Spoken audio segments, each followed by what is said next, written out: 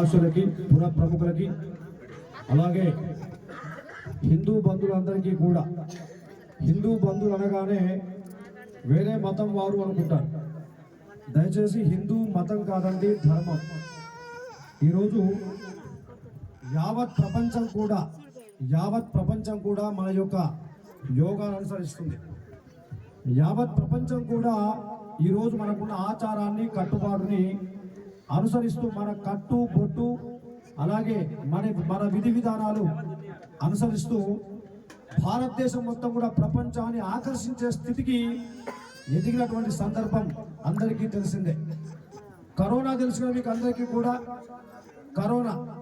కరోనాలో ప్రపంచం మొత్తం కూడా గుట్టలుగా ప్రాణాలు వదిలిపెడుతూ ఉంటే ఆ కరోనా వ్యాధి భయపడి బెంబెలెత్తుతున్న సమయాన ఆ యొక్క కరోనా మన దేశానికి వచ్చిన తర్వాత మన భారతదేశం చిన్న చిటక, మన భారతదేశంలో ఉన్నటువంటి యావత్ హిందూ బంధువులందరూ కూడా చిన్న చిటక అదేంటి, వేడి నీళ్ళు తీసుకొని తాగడం, గోరువెచ్చని నీరు తాగడం, అలాగే మన ఇంట్లో ఉన్న వామ పువ్వు, పుదీనా, పచ్చకర్పూరాన్ని ఆవిరి పీల్చడం, అలాగే తులసి ఆకు తినడం, మనకున్నటువంటి మిరియాలు అలాగే లవంగాల ద్వారా మనకున్నటువంటి నీటిని తాగడం ద్వారా ఈరోజు ప్రపంచంలో ఉన్నటువంటి కరోనా వ్యాధిని గడగలాడించే కరోనా వ్యాధిని కూడా ఈ యొక్క దేశం నుండి మారిపోయే విధంగా చేసిన ఏకైక దేశం భారతదేశం.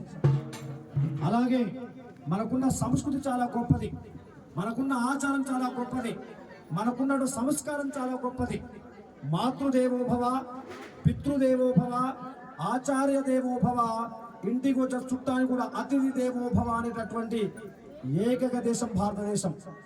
మానవ సేవయే మాధవ సేవ, మానవునిలోనే మాధవుని చూసే ఏకైక దేశం భారతదేశం.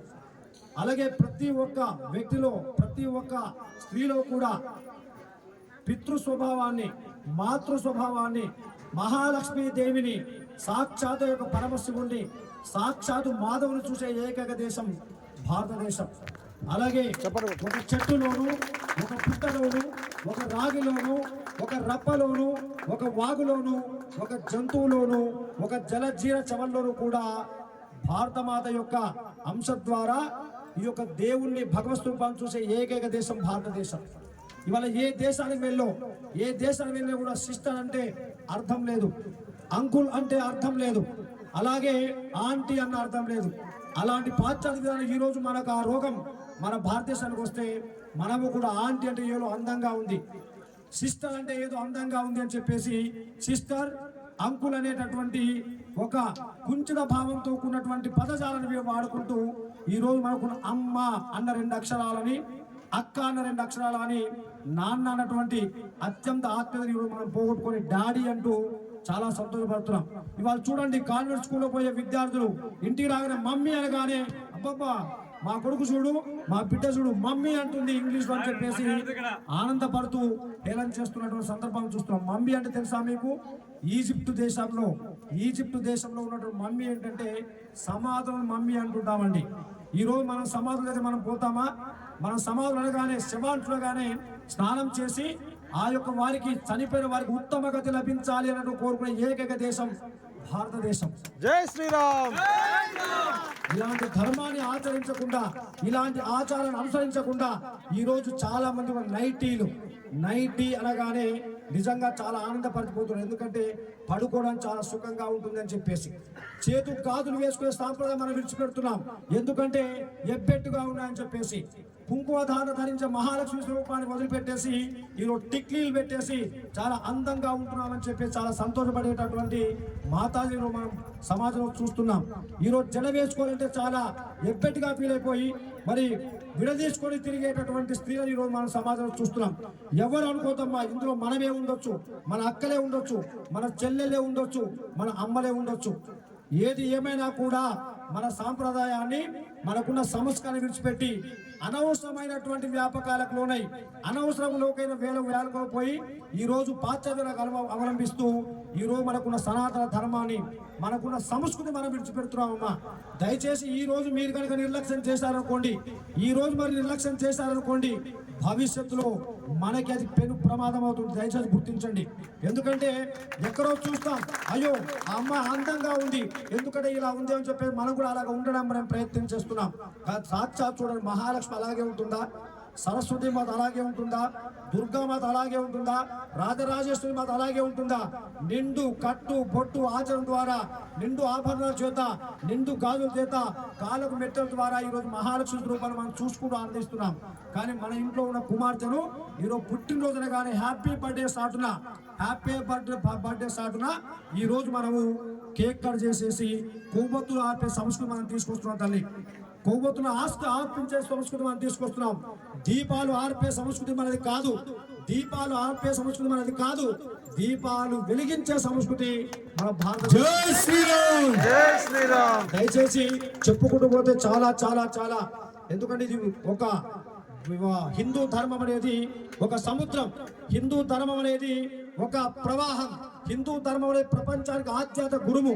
కాబట్టి దయచేసి అన్ని కూడా మళ్ళీ ఒకసారి మనం కూర్చున్నప్పుడు కూడా వ్యక్తిని కలుద్దాం. ఎందుకంటే వాళ్ళ ఫోన్ సీఫోబియా అంటే తెలుసా మీకు? సీఫోబియా అంటే సీతో మొదలయ్యేటటువంటి అనేక రకాల రోగాలు ఈరోజు భారతదేశం పడుతున్నాయండి. కార్ తెలుసుగా, పేకాట, దాని ఇంగ్లీష్ లో కార్స్ అంటుంటాం. అలాగే కోకో, కూల్ డ్రింక్స్ అంటుంటాం. అలాగే సెల్ ఫోన్ అంటుంటాం. ఇవాళ సీతో మొదలయ్యేటువంటి రోగాల ద్వారా ఈరోజు మన పిల్లలు చెడిపోతున్నారండి. మన పిల్లలు సీలో ఒకప్పుడు 3 నిమిషాలు గంట సేపు వీడియో చూసి సంతోషించేవారు. కానీ ఈ రోజు కనీసం 30 సెకండ్ల రీల్స్ చూసి సంతోషపడి ఈ రోజు పిల్లలు కూడా మొత్తం కూడా మానసిక రోగులైపోతున్నారు. భవిష్యత్తులో ఇదే ప్రమాదకర మన భారతదేశం పోతే ఇవాళ ప్రపంచం మొత్తంలో కూడా వృద్ధులు ఎక్కువగా ఉన్నారు. కానీ భారతదేశంలో యువకులు ఎక్కువగా ఉన్నారు. అయితే వివేకానందుడు చెప్పాడు, ఉక్కు నరాలు ఇనుప కండరాలు ఉన్నటువంటి 100 మంది యువకులు నాకు గొప్ప చెప్పండి, భారతదేశాన్ని ప్రపంచంలో ఆదివులుగా చూపిస్తా అని చెప్పేసి ఆనాడు వివేకానందుడు చెప్తే ఈ రోజు ఇంతమంది యువకులు కూడా భారతదేశంలో ఎక్కడ ఏ యొక్క విపత్తు జరిగినా కూడా స్పందించేటటువంటి యోధులు లేకపోవడం నిజంగా మన యొక్క బాధాకర విషయం. ప్రతి ఒక్కరు గుర్తించండి. నిన్నగాక మొన్న హైదరాబాద్ లో ముత్యాలమ్మ తల్లికి జరిగినటువంటి విపత్తుకు ఎవరు స్పందించిన వారు లేరు. రేపు భవిష్యత్తులో నీ ఇంటికే ఆ ప్రమాదం వస్తే, కరోనా ఎక్కడ ఉందంటే సంతోషపడ్డాం, కరోనా మన దేశం వస్తుంటే గోడలకు అడ్డుకట్టాం. అదే కరోనా మన ఇంటికి వస్తే బెంబేలెత్తాం. కానీ ప్రపంచంలో ఉన్నటువంటి ఈ యొక్క యోగ భూమికి ఎప్పుడు ఏం కష్టం రాదు. కానీ 1000 సంవత్సరాలు దురాక్రమణ జరిగినప్పుడు భారతదేశం కూడా ఈ రోజు ప్రపంచానికి ప్రాణాలు త్యాగం చేస్తూ భారతదేశంలో స్వతంత్ర అప్పచెప్పిన యోధులు మన వారైతే ఈరోజు కేవలం 75 సంవత్సరాలు పూర్తి కాలేదు. 75 సంవత్సరాలు పూర్తిగా స్వతంత్రం వచ్చి ఈ 75 సంవత్సరాలు మన యువకులు మొత్తం కూడా విలాసాలకి విందులకు లోనైపోయి ఈ రోజు పక్కదారి పడుతుంటే తల్లిదండ్రులు చాలా చాలా చాలా ఆనందిస్తున్న సందర్భాన్ని ప్రతి ఒక్కరు ఆలోచన చేయాలి. నేటి బాలలే రేపటి పౌరులు. కానీ ఈ యొక్క బాలని మంచిగా పెంచుకోవడం, మొక్క వంగడే మానే వంగుడు అంటాం. మొక్కను పెంచుకోవడం విషయంలో మన బాధ్యతమ్మా. నీరు పోయడం కాదు, ఆ నీరు పోతే పాటుగా కురించడం కూడా మన బాధ్యతే. కానీ దయచేసి ఈ యొక్క విషయాన్ని గుర్తించి సముచిత స్థానంతో మన సాంప్రదాయాన్ని ఈ యొక్క దీక్షల ద్వారా మనం ఆదాయం చేస్తున్నాం. 40